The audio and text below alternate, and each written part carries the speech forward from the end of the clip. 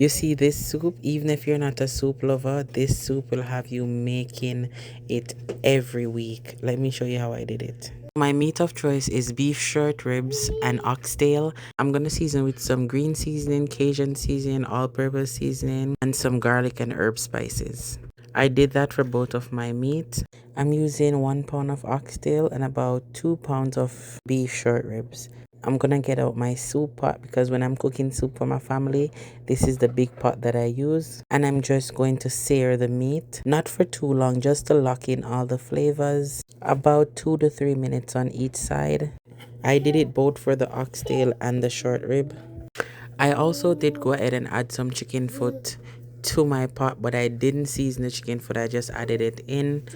A lot of people skip this step and just add the meat to the pot when they're cooking the soup. But personally, I think that this method releases a lot of flavor and it just gives the soup a overall better taste.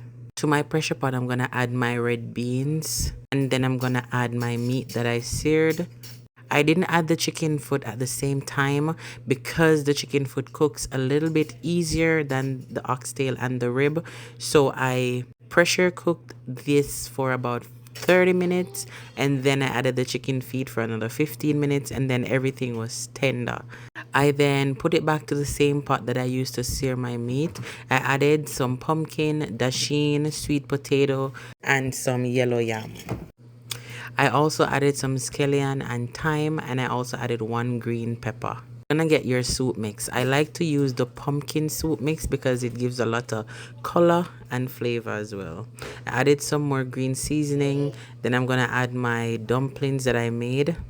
Once everything is added to your pot, I like to do this because it gives a lot of thickness to your soup. So I took out some of the sweet potato, some of the pumpkin, and some of the red beans, and I smashed that and put back in the pot. I like when my soup have a lot of body, so I like to do this. You know I have to use my Maggi all-purpose. I use it all the time, almost in anything. You're gonna cover your pot and let that cook for about 10 minutes. Then I'm gonna add some okra, that is optional, and then I added a little bit of coconut milk and then I let that simmer for another 15 to 20 minutes and your soup should be perfect like this. Lie, this was super delicious.